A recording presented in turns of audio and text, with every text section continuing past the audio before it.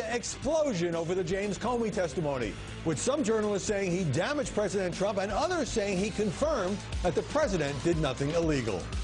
The president brings in the FBI director and says, please stop your investigation. Right. If that is an obstruction of justice, I don't know what is. What the president was doing was trying to sort of seduce him, but seduction is not an impeachable offense. Well, perhaps in the 90s, but it's not anymore. If you're a Republican, I think you've got specific things you can feel as if you can defend the president on, but atmospherically, big picture, this is still a horrendous day for this president. And politically, I thought it was very damaging to the president. Today really was, as it was predicted to be, the worst day of the Trump presidency, and Donald Trump knows it. The media and the left, they wanted Watergate, they got a water balloon. Because everything we found out about Trump, we already know. What standards should the press use in judging the president's conduct in the Russia investigation? The president hitting back at a news conference. No collusion, no obstruction. He's a leaker, and frankly, James Comey confirmed a lot of what I said, and some of the things that he said just weren't true. But the media hardly buying his claim of complete vindication. Comey also going after the New York Times. That report by the New York Times was not true. Is that a fair statement? Yeah, in the main, it was not true. Is he right? And there was this striking admission from the former FBI chief. I asked a friend of mine to share the content of the memo with a reporter. It was leaking against Donald Trump. Does that undermine Comey's credibility? Plus, Bill Cosby finally on trial for sexual misconduct. Do the media still care about the excruciating allegations against America's tainted TV dad, or are they treating this like an old rerun? I'm Howard Kurtz, and this is Media Buzz.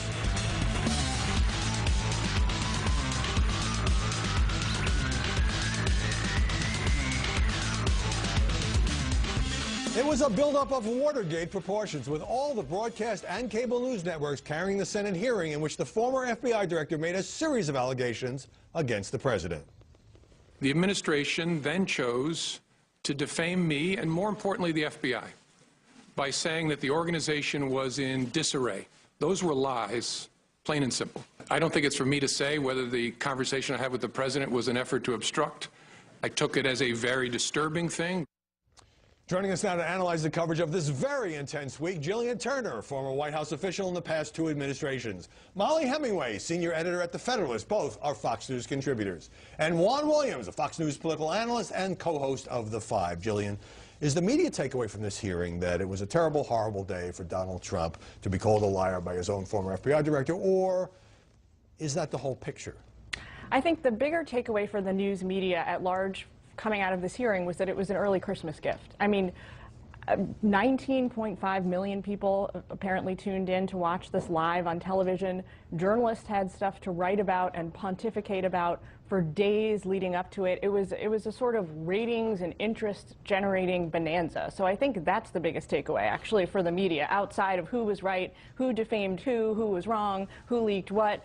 The big picture here is that this is really like a news story relating to the administration that was of Super Bowl-like proportion. It was good for the biz. It was definitely good for the biz. Does the Comey indictment of Donald Trump, and that's what it was, a political indictment, happen to match the media narrative that the president is engaged in some terrible cover-up? Well, that's one of the dangers with the hype that we saw leading up to this. I mean, this network and other networks ran countdown clocks, which kind of made for days, yeah. Which makes the journalistic impulse be to get something major out of this. It's not that there wasn't major information to come out of this, but it wasn't necessarily what the media were expecting. I mean, you had these storylines going into this, that there was collusion between Russia and Trump. That was completely blown up by the testimony. But we have another storyline that we should also be pursuing, which deals with a sort of surreptitious campaign by current or former Obama officials and other people in the administration to leak information selectively in such a way as to make things sound nefarious. We got a lot of information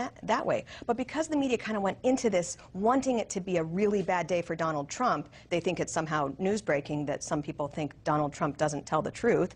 as opposed to something we've known for a very long time. I think they missed some of the other really big storylines that we learned a lot more on, too. You're basically saying the narrative had largely been set in advance. Juan, let me play for you what the president said the day after the hearing, response to a question from ABC's Jonathan Karl.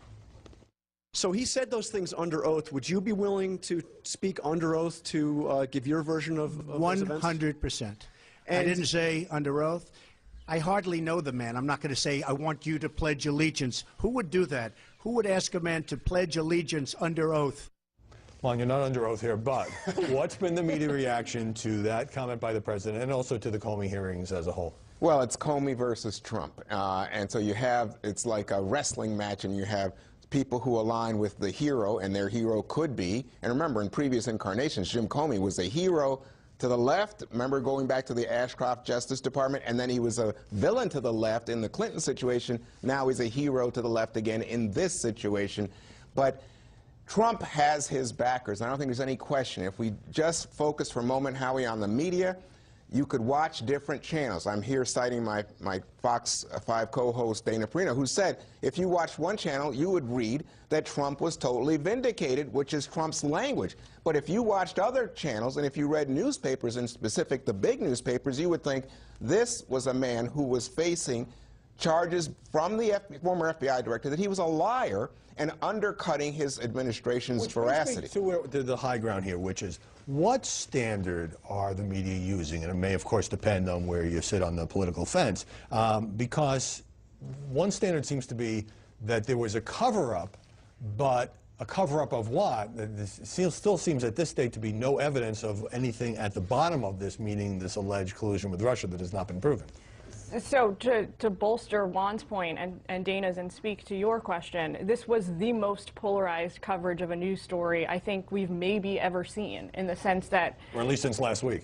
Well, I certainly think in a sense it was more polarizing than even the election cycle, because that's supposed to be polarizing. Right. That's the whole point. You're supposed to figure out... Exactly. Yeah. This is not supposed to be that, and it turned out to be that way. What I'll say about Director Comey is that it's fairly regular at this point for a current former senior government official to try and really bend and shape and provoke certain outcomes in the media to try and benefit themselves. What was a little bit unique here is the degree to which we saw a former FBI director actually try to incite the special investigator, essentially and potentially a criminal investigation of the president. Which he acknowledged. Very skillful political machinations there. Give me a reality check here on that hypocrisy question, because it seems to me that some liberal commentators are saying what Donald Trump did was horrible. It doesn't matter if it leads to impeachment or not. And some conservative commentators are saying whatever Donald Trump did is okay because he didn't break the law. Well, it does seem that people aren't letting the facts determine how they cover these things. And there is a lot of difficulty here in that we do need to put things in context. I mean, there are these issues of truth-telling that really are important. And Donald Trump does have a history of being fast and loose with how he talks about things. In some ways, the most surprising thing about this whole testimony was that he was telling the truth when he wrote in the firing letter that Jim Comey had told him 3 times that he wasn't under investigation, something that Comey's very close friends told us was not true. So Comey, who has presented himself as this Boy Scout, goes and gives testimony that made him seem like a grade-A bureaucratic operator, leaking documents, leaking government documents for political purposes. And so if you think that Donald Trump had a lot of credibility to lose, you think that that was a bad day for him. If you think that Jim Comey had a lot of credibility to lose, and I would say he did, it was a much different day. Right. You know, it is true that some of what James Comey said was helpful to the president because it did confirm part of the president's account. And Comey himself said, we played at the top, you know, I'm not suggesting obstruction here, although clearly he was, I think, hoping others might draw that conclusion. Right, and specifically Robert Mueller, who is now the special counsel in this case, Howard. But I think that what we have to keep in mind here is that, you know, just in the situation Molly was discussing, did, in fact, Jim Comey say, hey, to Donald Trump, you're not under investigation? He confirmed that he said that. But then, the fact that he described the meeting with Donald Trump in terms where other people are asked to leave the room, where Donald Trump, the president, says, I hope you can see your way to letting, suggests that, in fact, now Robert Mueller will investigate whether or not, in fact, that the President Trump is guilty of some obstruction. All right, let me get a few more things in here. So on this question of how the media are portraying Comey, Molly sort of hinted at this. I looked up some of the newspaper accounts. New York Times said he was a Shakespearean figure. Washington Post front page headline, blunt and folksy. The press is largely portraying Comey as something of a hero. He's got the white hat, according to most of the media narratives. True or false?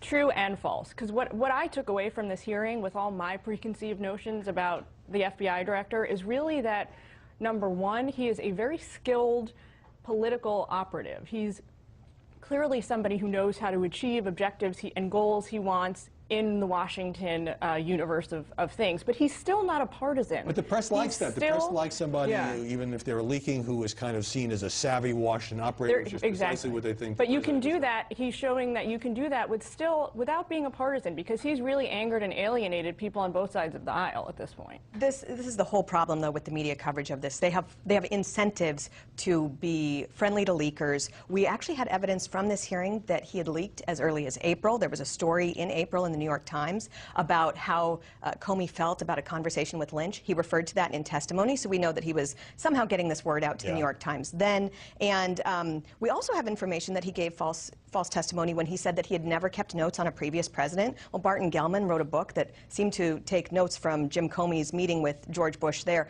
When the media aren't skeptical enough of someone, that I know they like Comey, and I know they want him to give him the goods so they can get this guy impeached, but they're not being skeptical enough because they need to analyze what he's saying, whether it's truthful and where it's not truthful. But Molly, it's not Jim Comey. You know, this narrative, which has Jim Comey versus the president, let me just suggest there's one man in office who's the leader of the free world. That's the President of the United States. Jim Comey now is a formal official. He may have a grudge. He may be a fired guy. But his credibility versus Donald Trump, I don't know. But we have this overarching narrative that goes back months of intelligence officials selectively leaking information to make it look like Donald all the time in this town. But we have to deal with this as a media question, whether the media are being responsible when they're just receiving these leaks that were designed to make it seem that Donald Trump was under investigation for collusion with Russia, when that's the one thing that we actually learned from this testimony wasn't true. That's a media. I need to jump in. People leak all the time in Washington, but Comey, I think, has always presented himself as kind of like the by-the-book prosecutor who didn't engage in that sort of thing.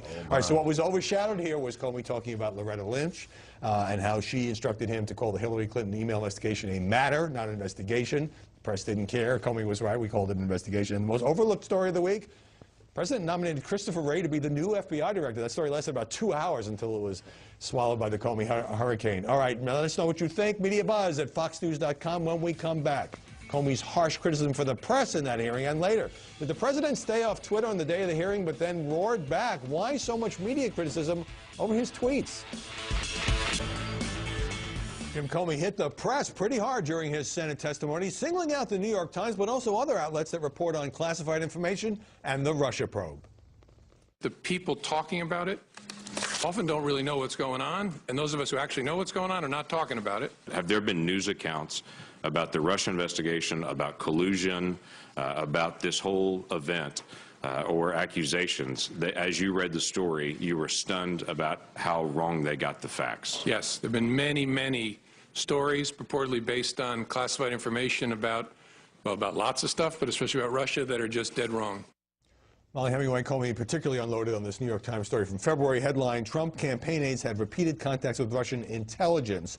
The Times did do a story on that, but didn't get a whole lot of media coverage that he was attacking the New York Times. Yeah, it was interesting how much of what Jim Comey said about the media didn't get reported by the media. He really said that they have had problems with how they report. He didn't specify how this story was wrong in the New York Times, and they didn't really do much to check it other than reread their story. They said they couldn't contact their sources again, and that he had given them no information, so they weren't going to change their story. But it does speak to the problem with anonymous sources. We have had so many stories using selective leaks from anonymous sources that nobody else can verify that have turned out to be wrong. This is one where Jim Comey claims that that story is wrong. He also referenced, I think it was a Washington Post story about being duped by an email that he wasn't duped by. There were also just the overarching narrative that he was going to claim in testimony that he had never told Donald Trump he was not under investigation. Sorry for the double negative there, which all turned out to be not true. This is just a pattern of problems with anonymously based stories, and the media need to stop relying so much on the anonymous sources and start getting some people on the record, because their stories sure seem to change when they do. Well, let's take a look at New York Times reporter Michael Schmidt, the author, one of the authors of that story, pushing back against the Comey criticism. We've never been given an explanation by the FBI. We went back to the FBI today and said, please clarify for us, tell us where we were wrong, and they did not provide us that information. Well, and I've had lots of instances in my career, I'm sure you as well, where somebody said, that story was totally wrong. You say, okay, I'm willing to correct it, what was wrong, but you don't get the specifics. So it is hard for the Times to deal with that. But this is Media Buzz and Howie Kurtz, so let's get to it. One, the New York Times says that they believe that it's rooted in the characterization of the contacts with people in the Trump campaign. Specifically, were they Russian intelligence officers? And the FBI has, as characterized by the New York Times, a very black and white characterization of who is a Russian intelligence officer. And it could be that if you're in the banking business and having contacts, you are not considered by the FBI an intelligence officer. Jillian Turner, having worked on these matters when you were in the White House, what did you think of Comey's point about the sources who talk are often on the periphery and don't know, and the sources who really know aren't talking to reporters? I was glad he said that, because that's my perspective as a former government employee. What I will say, though, you know, on the point of people who don't know are sort of talking about this the most, that was absolutely my experience at the White House. People who have top secret security clearances and are dealing with this type of information on a daily, hourly basis are not going to be the ones who are inclined to run to any source, any points of contact in the media, whether trusted or not, to talk about the stuff, because they're the ones who sort of appreciate the extent to which this actually affects, you know, American lives and Americans' well-being.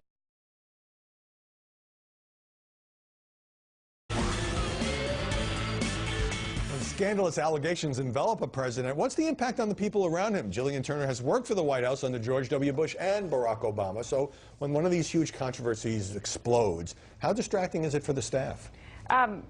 It's 100% distracting, and I would say it verges on sucking all the air out of the room, no matter where you are at the White House. So if you're someone who's trying to implement a domestic political agenda or message to the American people or work on U.S. foreign policy, it makes your job 1,000 times harder. And they all say no matter publicly, well, we're totally focused on carrying out the work of the American people. But meanwhile, then not only is it eating up, you know, the available ink, you know, news space and airtime, but you might have to worry about hiring a lawyer yourself, depending on your job. Well, I certainly, some people, and certainly political appointees inside an administration will often do that, hire a communications person or a lawyer or whatever it may be to help them shore up their own defense in a case like this. But something here that's so clearly in the sort of national security realm of scandals, what happens to the folks who are working these issues inside the White House is they lose their #1 advocate. They lose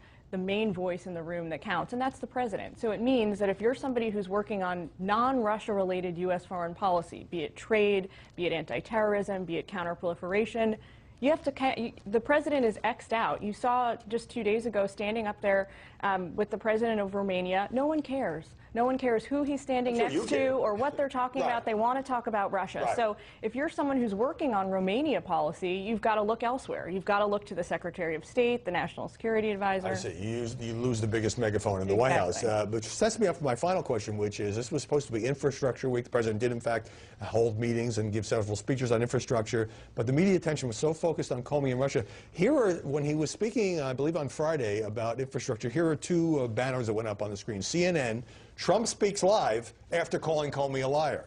MSNBC, Trump talks infrastructure after blasting Comey. And that kind of speaks to your point. Yeah, if you're that team that put together Infrastructure Week and you're excited to roll it out this past week and deliver some results and some commitments to the American people, it was a mightily depressing week for you as you realize no one in the international news media or the domestic media particularly cared about what you had to say. It's that kind of a thing that it doesn't make people's jobs impossible, but it makes them a lot more difficult. Yeah, I just say that at the same time, there is some responsibility on the part of the media to keep reporting on things that actually affect the lives of most Americans and not just Washington scandal stuff. Jillian Turner, great to see you. Thanks so much.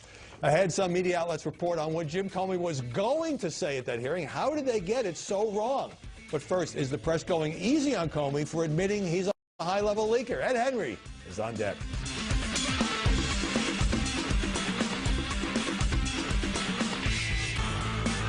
James Comey wanted to get his side of the story out after President Trump fired him. More specifically, the memo he wrote alleging the president suggested he end the investigation of Mike Flynn. So he had a friend at Columbia Law School share it with the New York Times. Why did Comey hide behind a curtain of anonymity? So why didn't you give those to somebody yourself rather than give them through a third party? Because I was worried the media was camping at the end of my driveway at that point, and I was actually going out of town with my wife to hide, and I worried it would be like feeding seagulls at the beach. Joining us now in the studio is Ed Henry, Fox's chief national correspondent. Seagulls, huh? So Comey admits this instance of leaking. For an FBI guy, he's got his fingerprints on a lot of these other leaks. And doesn't this kind of dent his halo a little bit in the way the media have been lionizing him? Look, I mean, on one hand, he certainly has the ability, as any American citizen, to help tell his side of the story. And I think James Comey was pilloried by this White House. He has a duty to speak out, tell his side of the story. But this idea that he's a white knight, this idea that, oh, he's shocked by leaks. I went back and looked at the record, and I think a lot of people have missed this. May 3rd, he was under oath, Senate Judiciary Committee, before he was fired. And James Comey was asked by Chuck Grassley, have you ever been an anonymous source of news reports about matters related to the Trump investigation or Clinton investigations? Never. Followed up, have you ever authorized someone else at the FBI to leak information in either of those? He says no. And then finally he said, are you aware of any classified information related to the president or his associates leaking out? Not to my knowledge. This was before he got fired. Not to my knowledge is kind of an odd answer, number one. But number two, the idea that Grassley asked him whether he had allowed others to leak anything, and he said under oath, no, no, no. Hang on a second. Now the playbook, according to James Comey, in this latest hearing is, I can use somebody over at Columbia. You really believe that was the first time James Comey did that? It sounded like someone who had been leaking a lot before. Yeah, it's a leaky town, but nevertheless, you. But as FBI director, you're not supposed to be giving out sensitive. FBI director. All right. So you've spent many years at the White House trying to ask tough questions of the president and other officials. Let's look at when President Trump was kind of deciding to call on ABC correspondent Jonathan Karl. Should I take one of the killer networks that treat me so badly as fake news? Should I do that? Huh? Go ahead, John. Be fair, John. Oh, absolutely. Remember how nice you used to be before I ran? So how much does that get you off balance? And is that what the president was trying to do? That's really what he's trying to do. I mean, President Obama would do that to me sometimes, and he'd needle you, and you got to just stick to what you want to ask and be as fair as you can. And by the way, I think John Karl doesn't really fall into the category, in fairness, that the president was lumping. There are plenty of people in the mainstream media who've been beating up on this president at all costs, not giving him a fair shake. I actually think John Karl is one of the folks who tends to give him a fair shake, number one. And number two, he asked a tough but fair question that yielded a lot of news because the president offered up the, testifying under oath to the special counsel. That was a big deal. It came from a fair reporter. Instinct, and the president could have ducked it, but he didn't. We mentioned earlier in the show this dossier, this unverified. Remember this thing that BuzzFeed printed? Most mainstream media organizations wouldn't even touch. That the Russians had some blackmail. Yeah. So Comey, in his written testimony, which he had put out the day before the hearing, which was also an interesting move, worked something in about this allegation that I've never talked about because it's completely unsubstantiated. That's about the Russians' claim that the president might have been involved with hookers on a visit to Moscow. So then you have CNN's Don Lemon saying, well, one really uncomfortable phone call. President Trump calls James Comey to talk about he hasn't been involved in Russian hookers. Comey kind of opened the door for the media coverage. On one hand, I think it was an unforced error by President Trump. I guess he was president-elect at the time, or maybe president already, when he talked to Comey and threw that out there, because when you deny something salacious like that, it allows someone to say, well, it's out there. He said something. But look at Don Lemon. I was looking at something else he did last week. This gives critics like Lemon to just pile on the president. May 25th, when Theresa May was going down her majority in the parliament, Don Lemon kept saying, a key ally of President Trump is going down. First of all, it's a key ally of America. It's not really Donald Trump. That's not why she lost her majority. And by the way, has he already forgotten that about a week and a half ago, Theresa May was blasting President Trump for the intelligence leaks? They were at odds. CNN and everyone else was reporting that time Theresa May couldn't stand Donald Trump. Now it's a key ally is going down. there are people in the media who will stop at nothing, even if it's unrelated to Donald Trump. Last question on tweeting. President does a lot of it. He didn't do it the day of the Comey hearing. He did do it the next day. And earlier, he took a lot of heat for picking a fight on Twitter with London's mayor after that British terror attack. So that prompted some tweets. Let's put one of them up on the screen from President Trump. The fake MSM, mainstream media, is working hard, so hard to get me not to use social media. They hate that I can get the honest and unfiltered message out. Wait a minute. Do journalists really not want him tweeting? It's been a gold mine. Journalists love him tweeting. You know, look, I think a lot of this becomes a big distraction for everyone, including the president. Should the president be tweeting? Social media is there. It's a reality. He can use it however he wants, whether we like it, don't like it, or whatever. The bottom line, though, I think is, and you could say that, you can never say this enough, this president sometimes does spend too much time tweeting about, say, James Comey's a leaker, he's a bad guy. Sure, get your side of the story. I said at the beginning of this, James Comey can tell his side, the president can tell his side, but tweet more about jobs and health care and things that matter, which he actually, we should point out, the president did this morning. But will he stick to that the rest of the week? I think the journalists actually love these tweets. They make a lot of news. Ed Henry, great to see you this morning. It was rather strange, by the way, when Brian Williams said a source told him they're not sure President Trump knew there are Americans stationed in Qatar. MSNBC might have reviewed Trump's Saudi Arabia speech, which the network actually carried. The president said Qatar, which hosts the U.S. Central Command, is a crucial strategic partner. Williams later acknowledged this on the air. All right, ahead on Media Buzz, another journalist fired for going nuclear on Twitter, this time over the London terror attack. But first, the media outlets predicted Jim Comey would insist he never told the president he wasn't under investigation. Why leaks can be risky business.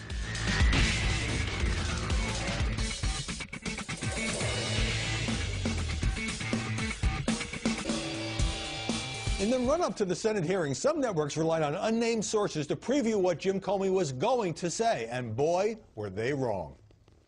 Tonight, a source familiar with Comey's thinking tells ABC News that the former FBI director will directly contradict what the president wrote in the letter notifying him he was fired. He will say that he never assured Donald Trump that he was not under investigation, that would have been improper for him to do so. In his written testimony today, he did not do that, and we have corrected our story online to reflect this written testimony. Joining us now from New York, Amy Holmes, political analyst for Rasmussen Reports, and Jessica Tarloff, senior research director at Bustle Digital Group and a Fox News contributor. Amy, how did two major networks, CNN and ABC in this case, report, based on sources supposedly familiar with Comey's thinking, the opposite of what he actually is going to testify? I don't know how they did it, but they did it at length. I mean, CNN apparently went on for hours and hours with this false news. And, you know, when they found out that it was false, you know, given Mr. Comey's testimony, they didn't actually correct the record. They didn't say we were wrong, we got that totally wrong. And in fact, James Comey confirmed that he told the president on 3 separate occasions that he was not personally under investigation. But if you notice, Howie, these stories always tend to go in one direction, and that's against the president. So you even see the bias when the stories don't get it right. Well, CNN's Gloria Borger did set the record straight, as we just saw. But, Jessica, how much does this sort of blunder, and, you know, come on, we're all going to find out about Comey's testimony the next day anyway. How much do you think it undermines the reputation of the media? Oh, I think it's extremely dangerous for the reputation of the media for 2 reasons. First of all, we want to make sure that the truth is out there. I mean, especially after a campaign like we saw over the last 18 months in the beginning of the Donald Trump presidency, we know how important the truth is and of what value that is. So that's the first reason. The second reason, and this is kind of what Amy was talking about and what she just said, is that we need to make sure that the narratives are honest here, and we know that each side is going to go for the information that they want to hear, for instance. So Donald Trump can get up there and he can say, hey, look, CNN is fake news. They said this thing that wasn't true, and maybe it took them a little while too longer to correct it. They can say Trump has been vindicated here.